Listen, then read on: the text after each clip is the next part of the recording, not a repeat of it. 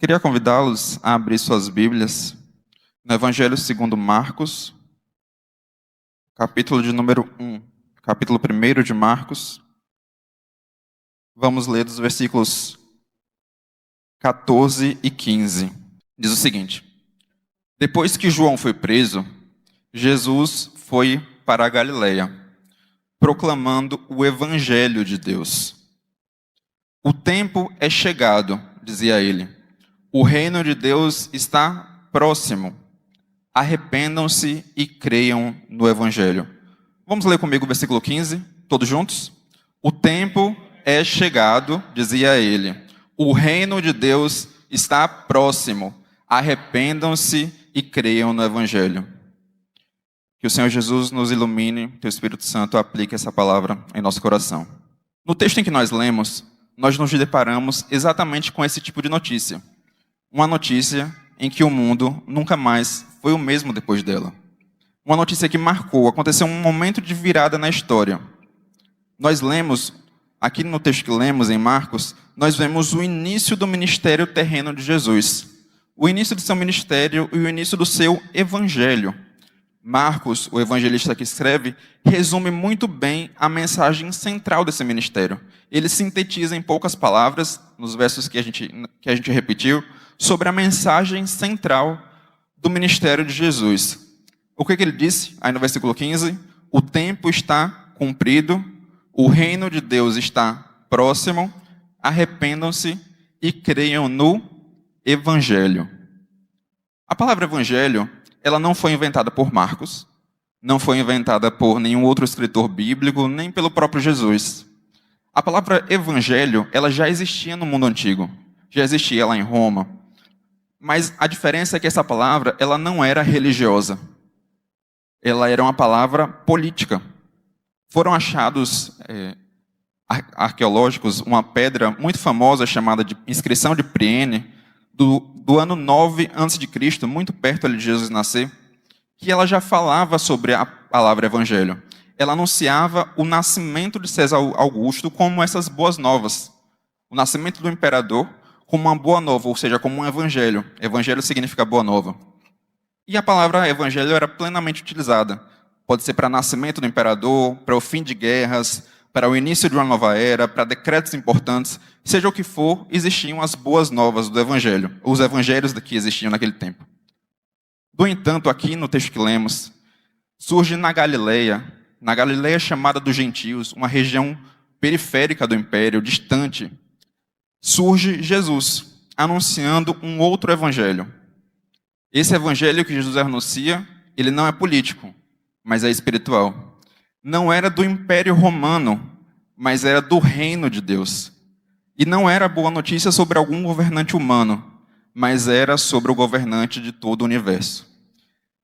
E que esse governante, ele se fez homem e começou a andar, e começou a sua obra sobre a terra. A boa nova de Jesus é simples e muito revolucionária. O verdadeiro rei chegou, iniciando um novo tempo. E é sobre esses versículos que eu quero meditar com os irmãos nessa manhã. Nesse resumo do Evangelho, o resumo da mensagem de Jesus e do Evangelho do Reino de Deus, e vamos ver como é que ele impacta a nossa vida. Nós vamos ver que essa notícia não pertence apenas ao passado, não está restrita lá ao que aconteceu, mas ela impacta o nosso presente e também impacta o nosso futuro. Nós vamos ver através daqui o que Deus fez, o que Ele está fazendo agora e o que Ele ainda fará, ou para onde Ele está nos conduzindo. O reino de Deus chegou, essa é a mensagem de Jesus.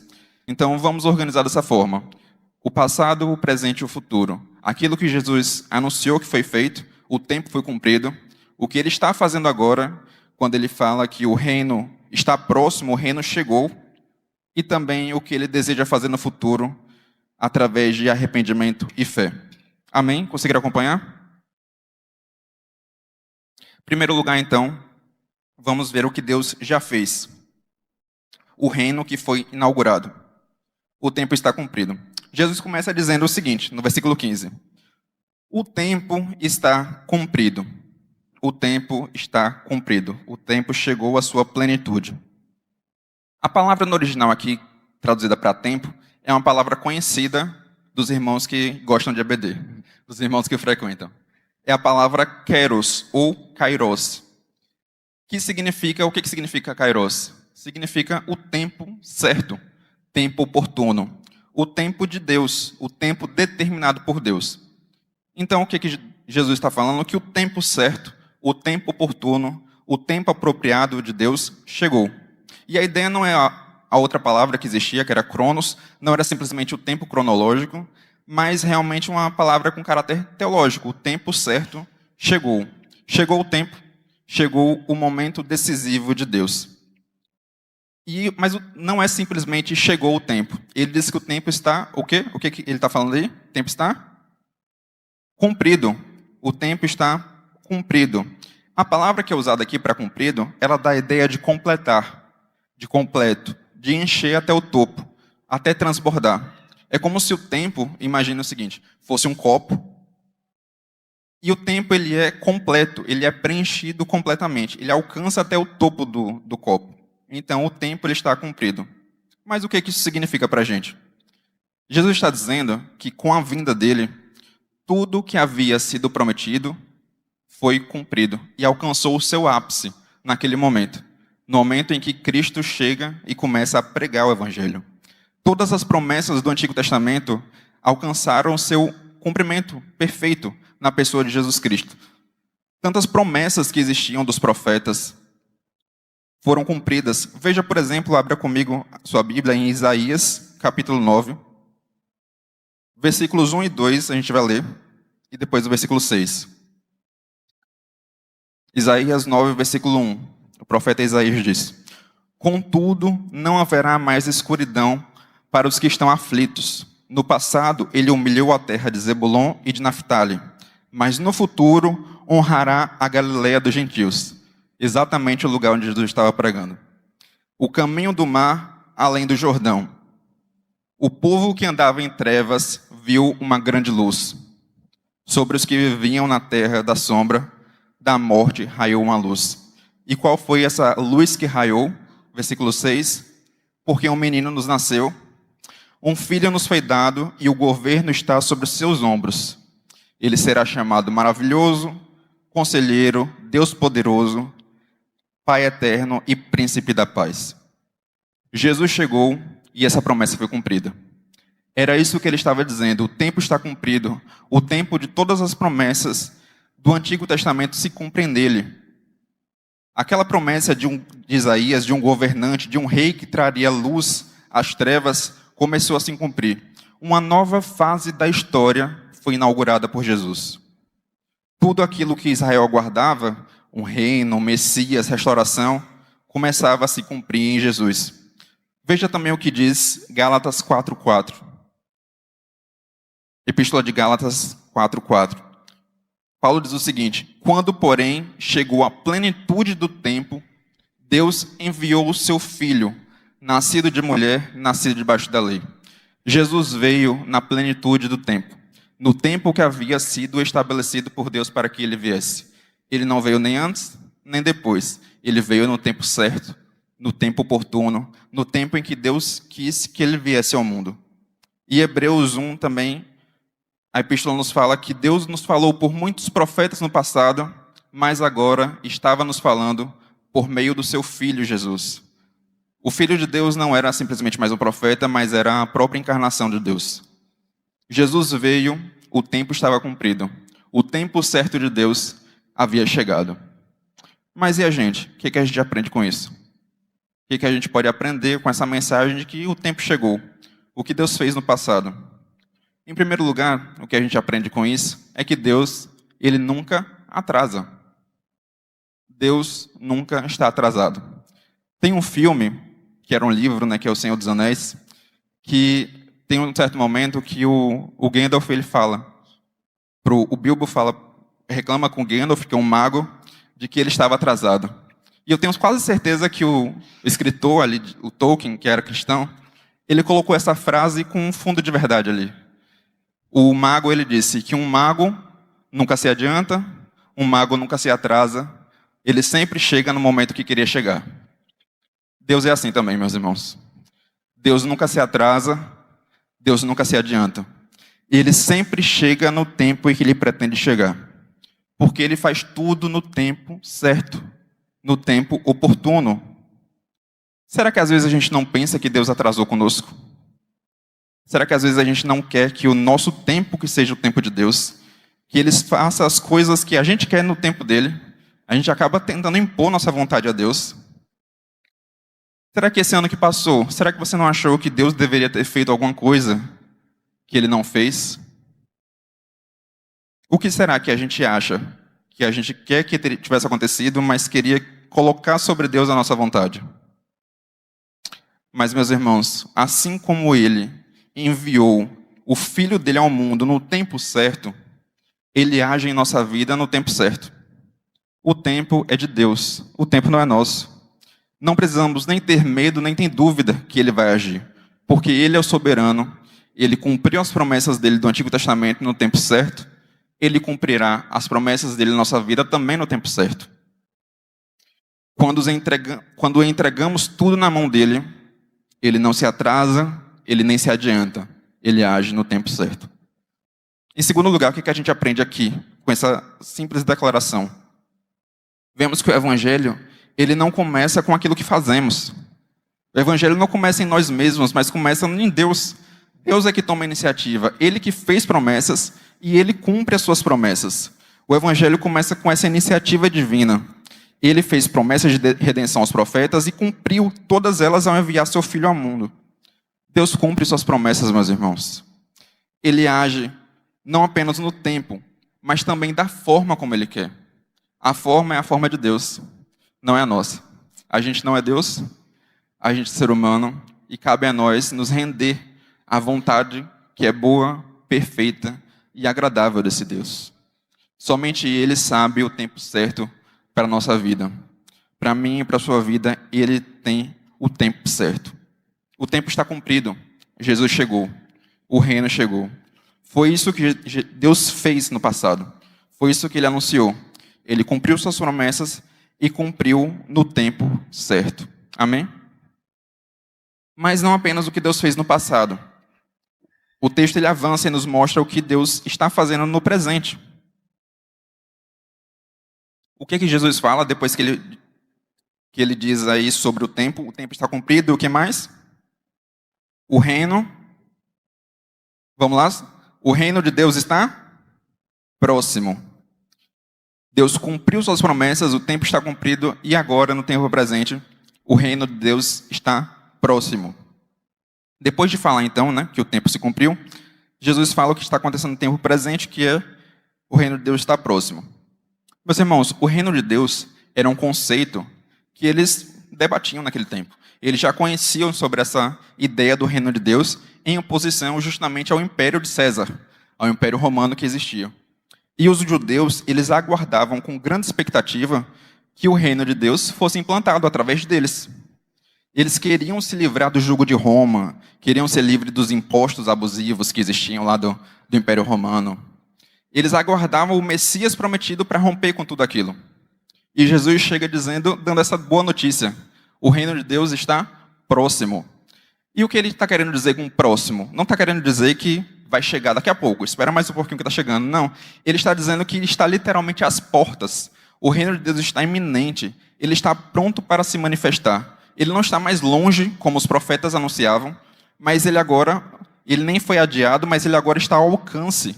Ele está acessível. O reino de Deus chegou, em outras palavras. E o que isso quer dizer? Simplesmente não é que o reino de Deus virá, mas com a própria vinda de Jesus, ele está anunciando que ele chegou, porque ele é o próprio rei. O reino de Deus chegou na vida dele. O Deus vivo ingressou na história humana através de Cristo. E esse foi o reino que os judeus aguardavam, mas não era o que eles queriam. Não era o reino que eles esperavam, mas era o reino que Deus quis trazer. E existia uma discussão em certo momento sobre essa questão do reino de Deus. O reino de Deus chegou ou não chegou, está para vir, não está para vir. Veja o que o próprio Cristo responde aos fariseus em Lucas 17, 20 a 21. Abra comigo Lucas 17, ou acompanhe por aqui. Lucas 17, do 20 ao 21. Diz o seguinte: certa vez, tendo sido interrogado pelos fariseus sobre quando viria o reino de Deus, então os fariseus estavam interrogando Jesus sobre quando viria o reino de Deus, Jesus respondeu: o reino de Deus não vem agora de modo visível. Versículo 21. Tampouco se dirá, aqui está ele ou lá está, porque o reino de Deus está onde? Dentro de vocês. Jesus fez um plot twist na cabeça deles. Revirou tudo o que eles achavam sobre o que era o reino de Deus. Eles esperavam que fosse um reino militar, um reino que conquistasse toda a terra, que livrasse dos romanos, mas Jesus vem e diz que o reino de Deus está dentro deles. E o que Jesus está querendo dizer com isso? Enquanto eles esperavam esse reino visível, político, imediato, Jesus dizendo que o reino não vem com visível aparência, mas o reino de Deus está dentro de nós. Deus escolheu começar o reino dele através dos cidadãos, através das pessoas, e não através de um sistema político organizado. O reino de Deus chegou e surpreendeu, e começa dentro do coração daqueles que creem. Meus irmãos, o reino de Deus não é um lugar simplesmente para onde vamos um dia, mas é um governo no qual somos chamados para viver hoje. Esse é o reino de Deus. Quando nós nos submetemos ao rei, nós estamos sobre o domínio do Rei dos Reis e Senhor dos Senhores. É um governo que somos chamados para viver hoje. Somos chamados para viver sobre o domínio desse rei. Não é apenas algo que esperamos no futuro, mas algo que já vivemos agora. O reino de Deus iniciou e começa em nosso coração. Mas uma dúvida pode ficar na nossa cabeça, não? Mas o reino de Deus não é algo que ainda vem? Jesus também fala sobre isso, tanto na continuação de Lucas, mas também fica mais claro nesse outro texto. Veja Marcos 25, 31 a 34. Existe o reino de Deus que veio, que foi inaugurado por ele naquele momento, mas também ainda virá de forma manifesta e visível no futuro. Mateus 25, 31 ao 34, vamos ver o que nos diz. É a promessa futura. Quando o Filho do Homem vier na sua glória, com todos os anjos, ele se assentará no glorioso trono. Todas as nações serão reunidas diante dele, e ele separará umas das outras, como separa as ovelhas dos bodes. Ele colocará ovelhas à sua direita e bodes à sua esquerda. E 34.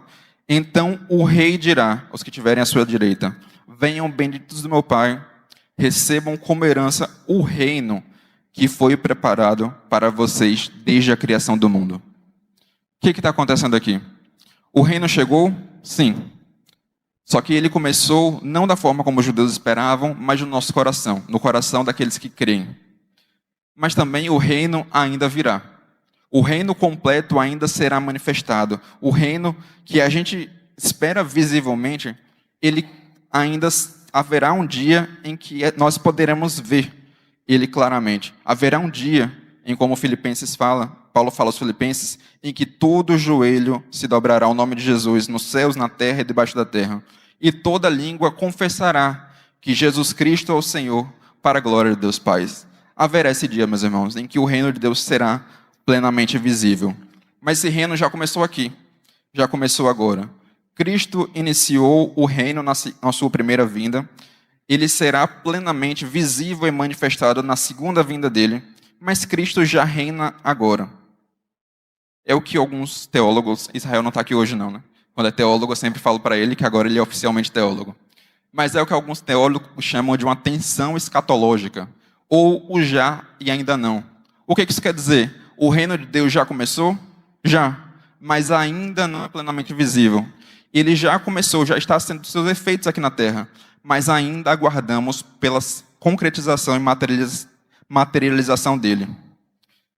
Uma vez, eu fiz uma compra na Amazon, nem era para falar o nome do lugar que eu fiz a compra, mas vocês já fizeram compra online? E já pagaram no Pix da compra online? Eu fiz e me arrependi na mesma hora, pastor.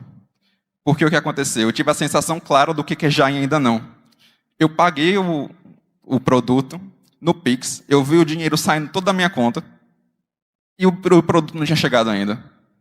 Ele já era meu, mas ainda não era meu ao mesmo tempo. Eu já tinha pagado, já era meu, mas eu ainda tinha que esperar uns 10 dias para chegar. Chegou, deu certo depois. Mas eu vivi essa mini tensão escatológica que a gente vive com o reino de Deus. O produto já era meu, mas ainda não era meu, ainda não estava na minha mão. O reino de Deus também é assim. Ele já chegou, já foi comprado por um alto preço por Jesus, mas ainda não está plenamente visível. Haverá uma consumação final. Como alguém já disse, vivemos entre uma vitória que já foi inaugurada lá na cruz, a uma glória que ainda será consumada na eternidade. Meus irmãos, mas como é que a gente aplica isso na nossa vida hoje? O reino de Deus começou aonde? Jesus falou? Nosso coração. Será que o reino de Deus realmente já começou no nosso coração? Já começou no seu coração? Já começou no meu coração? Como é que a gente tem vivido esse reino de Deus na nossa vida, no nosso dia a dia? Quem, de fato, governa em nossa vida? Quem que é o rei da nossa vida? A quem que a gente devota? A quem que a gente se submete? Ou melhor, quais áreas de nossa vida que ainda precisam estar submetidas ao senhorio do rei? Submetidas a ele? E quais áreas ainda resistem? Quais áreas que a gente ainda quer resistir, ainda não quer entregar, a gente ainda quer fazer do nosso jeito, igual os judeus estavam lá, queriam que o reino fosse do jeito deles. O que a gente ainda segura e ainda quer que seja do nosso jeito? Mas o jeito de Deus, meus irmãos, é sempre melhor. A forma como Deus quer operar é sempre melhor, ainda que a gente não perceba isso na hora. Mas Ele tem a forma certa, o momento certo de agir. No nosso coração, não podem existir dois reis. Ou existe um, ou existe outro. Reflita. O que precisa perder o trono no seu coração para que Jesus comece a reinar plenamente? Se alguém observasse a sua vida e a minha vida hoje, será que essa pessoa diria que nós somos como um cidadão que não é desse reino, que é do reino dos céus? Ou será que nós vivemos como um habitante desse reino simplesmente? A vida do cristão, ela é quase que como se fosse o tempo todo de se sentir um peixe fora d'água. Já ouviram essa expressão, né? Um peixe fora d'água. Porque a gente foi criado, a gente foi transformado para um reino que não está visível aqui ainda. A gente vive na expectativa de algo que ainda vai acontecer. Então a nossa vida às vezes é como se fosse um peixe fora d'água. E a gente tem que se sentir assim mesmo. Esse é o normal. Mas um dia virá esse reino. Se manifestará esse reino nos céus, em que o verdadeiro rei e juiz colocará ovelhas à sua esquerda, ovelha à sua direita e bodes à sua esquerda, e irá separar. E só entrará no reino celestial aqueles que tiverem as marcas do reinado de Deus. É como se só pudessem entrar no reino de Deus aqueles que tivessem um visto no passaporte. Vocês sabem que para viajar para alguns países precisa ter um visto no passaporte. E para entrar no reino celestial, nós precisamos também desse visto no passaporte. E sabe qual que é o visto no passaporte que nós precisamos ter? O que Jesus fala no restante do versículo, para a gente caminhar já para o final. O que é necessário ter em terceiro lugar, então, para o reino de Deus habitar plenamente entre nós? Arrependam-se, leiam comigo, arrependam-se e creiam no Evangelho. Deus fez no passado, Ele cumpriu suas promessas, Deus está agindo no presente através de nós, da sua igreja, através do reinado dele nos nossos corações, mas Ele também nos levará para o futuro.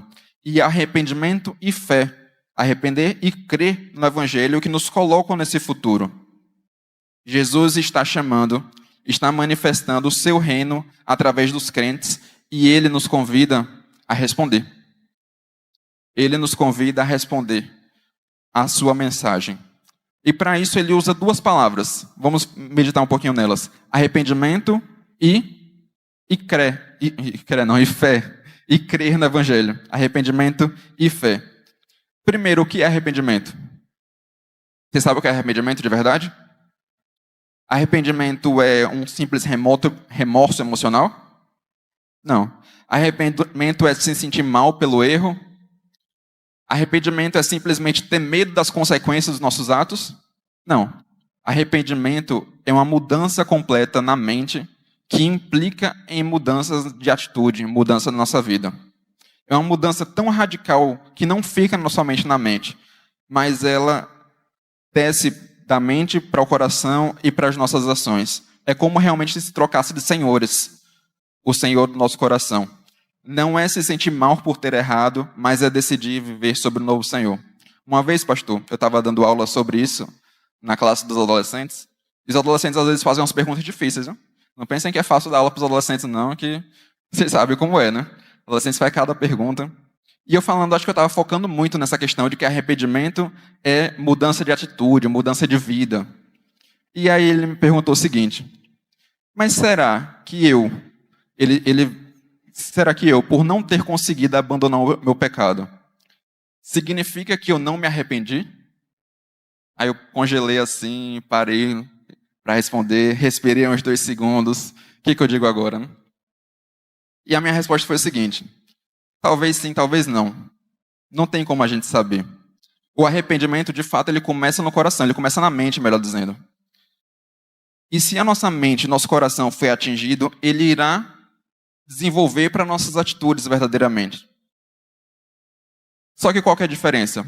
Que quando a gente é convencido do erro, quando a gente tem a mente transformada, existe um processo de luta contra o pecado. Existe um processo de que o arrependimento ele demanda. Eu disse isso para ele, que se existe luta contra o pecado, então existe arrependimento. Mas se existe conformação com o pecado, isso não demonstra arrependimento. O arrependimento começa na mente e se desenvolve para a mudança de atitudes. Mas existe um tempinho de descer da mente para as atitudes. Mas se não está existindo luta, se não está existindo esses atos de arrependimento, significa que não houve ainda esse arrependimento verdadeiro. E sem arrependimento, meus irmãos, não existe a porta de entrada para o reino de Deus. Arrependimento não é se sentir mal, simplesmente, não é um remorso, mas é decidir viver sobre esse novo Senhor. E eu pergunto para os irmãos: será que nós temos lutado contra os pecados que nos afligem no nosso dia? O pecado ainda está ferindo nosso coração, nós ainda estamos lutando contra ele. Será que a gente luta contra a ingratidão constante que habita nosso coração? Será que a gente luta contra os pecados da nossa língua, da fofoca, da maledicência? Ou será que a gente já se conformou com eles? Será que a gente está lutando contra um coração que resiste a não amar a Deus sobre todas as coisas, com toda a nossa força, alma e entendimento? Que não aceita essa vontade boa, perfeita e agradável vontade de Deus? Será que nós temos lutado contra o nosso orgulho disfarçado de autossuficiência? A gente diz que é porque a gente quer ser independente, mas independente até demais, independente até de Deus. São pecados que afligem nosso coração e que a gente precisa lutar contra eles. Que somente a mudança na nossa mente pode trazer isso. Muitos são os pecados que nos cercam, mas o sinal de arrependimento é a luta contra esses pecados no dia a dia. Mas o arrependimento ele não anda sozinho. Jesus disse: arrependam-se e creiam no Evangelho. Creiam na fé da obra de Cristo. Tenham fé na obra de Cristo. Crer no Evangelho não é apenas concordar com a ideia. Crer no Evangelho é depositar toda a esperança e toda a nossa vida nesse Rei e nesse reino que já começou a vir, mas ainda será manifestado. Hebreus 11:6 diz que, de fato, sem fé é impossível agradar a Deus, porque é necessário, porque quem dele se aproxima precisa crer que ele existe e que recompensa aqueles que o buscam. Você crê em Senhor Jesus com todo o seu coração, meu irmão? Com toda a sua vida, com todas as suas atitudes, com toda a sua mente? Precisamos confiar que o reino já foi inaugurado lá no tempo de Cristo, está presente agora e ainda será plenamente consumado. O arrependimento nos tira desse domínio do pecado, a fé nos coloca no futuro de Deus. O Evangelho de Cristo, meus irmãos, sempre exige uma resposta de arrependimento e de fé. Neutralidade não é uma opção diante do reino de Deus. O arrependimento e a fé são esse visto no passaporte, esse carimbo no passaporte que nos coloca para a entrada no reino futuro de Deus. Estamos caminhando para o final dessa mensagem. E o nosso ano também está caminhando para o final. Também está chegando ao fim. E uma pergunta que permanece aos nossos corações: quem está reinando sobre a sua vida? Será que é Cristo que tem reinado verdadeiramente? Moldando nossas vontades, que às vezes não estão submissas a Ele? Será que é o Deus homem que marcou a história para sempre, que se manifestará no último dia? Será que é Ele que levará para si todos que confessaram o seu nome? Será que é Ele que tem reinado sobre nosso coração? Ou será que é nós mesmos que somos os reis do nosso coração? Nós queremos a nossa vontade, no nosso tempo, da nossa forma, com os nossos pecados, nossos erros, nosso pensamento caído. Será que o nosso rei tem sido nosso próprio prazer? Nossa própria busca por bens materiais? Nossa busca por conforto? Nossa busca por atenção? Nossa busca por afeto constante? Ou será que é Cristo nosso rei verdadeiro? O ano está acabando, mas ainda não acabou. Ainda faltam quantos dias para acabar o ano? 3 dias para acabar o ano. 3 dias é tempo suficiente. Ainda dá tempo de se arrepender e mudar o que precisa ser mudado. Para começar 2026 com a mente transformada e as atitudes transformadas. O chamado de Jesus não perdeu força. Ele nos diz: arrependam-se e creiam no Evangelho. E vamos ver o que diz Isaías 55, versículo 6, para todos nós nessa manhã. Busquem ao Senhor enquanto é possível achá-lo. Clamem enquanto Ele ainda está perto. Deus está perto de nós. Deus habita no coração de todos aqueles que confessaram Ele como Senhor e Salvador. Que neste último domingo do ano, você não apenas reflita sobre o seu ano. Que nesses últimos dias você não apenas reflita como foi e faça listas de planejamento futuro para 2026. Mas que você decida, que a gente decida, melhor dizendo, fazer Cristo reinar sobre cada decisão, sobre cada relacionamento nosso, sobre cada área da nossa vida. Que Ele seja o único e supremo Rei sobre nossas vidas. Que começamos 2026 com a certeza de que Cristo está reinando, soberano em nossos corações. Vamos ficar em pé, fechar os olhos e falar com o nosso Pai.